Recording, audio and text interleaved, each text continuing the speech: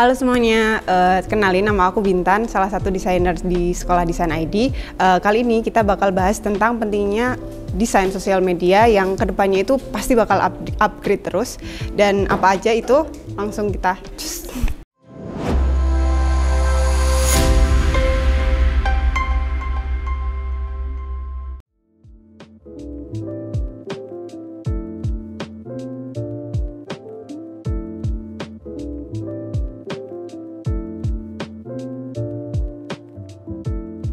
Jadi kenapa sih desain sosial media ini itu begitu penting untuk para di perusahaan atau para pengusaha?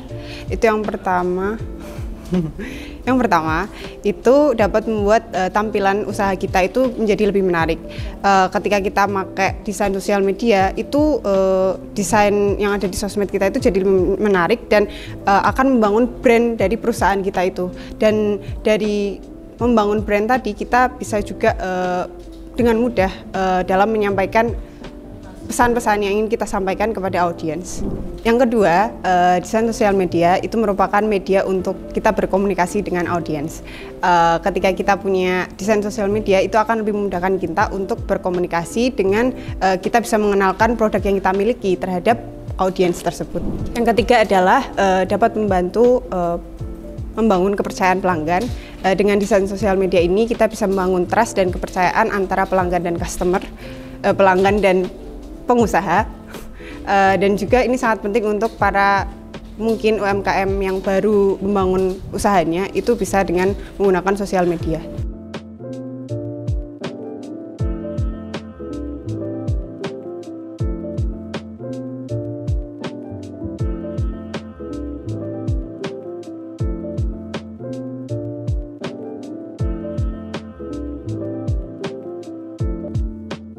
Jadi di sini kita udah ada desain sosial media.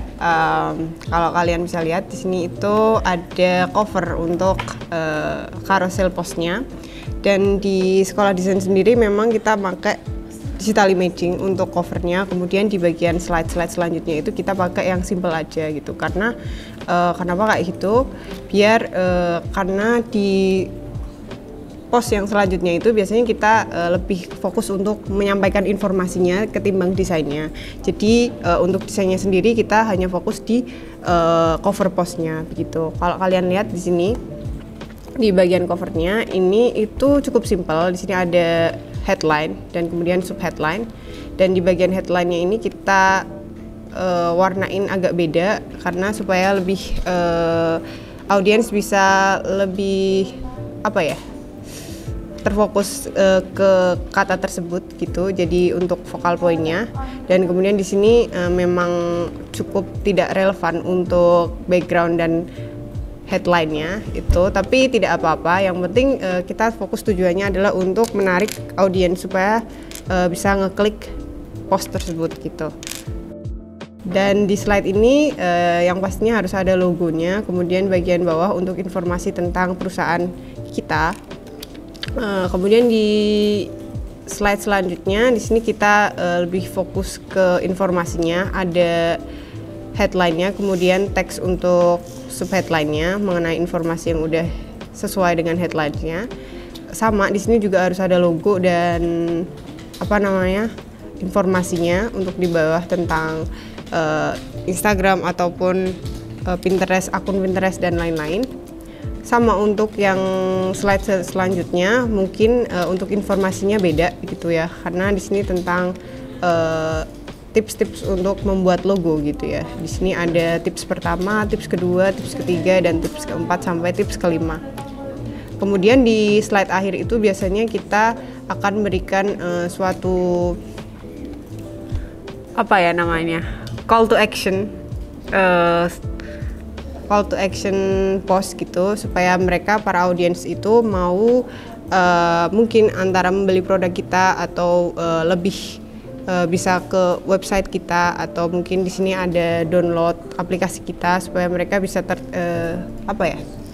lebih ke membahas lebih lanjut tentang apa itu logo, yang dimana di sini kita menyediakan kelas tentang kelas logo supaya mereka mau mengklik atau menuju ke halaman yang kita punya gitu. Itu untuk slide terakhirnya. Jadi biasanya lebih ke call to action aja sih.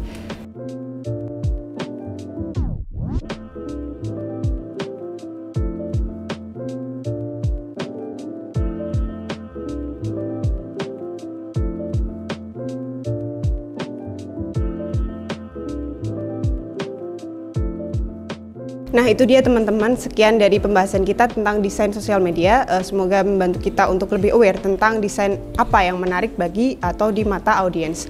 Jangan lupa like, subscribe, dan komen channel kita. Terima kasih teman-teman.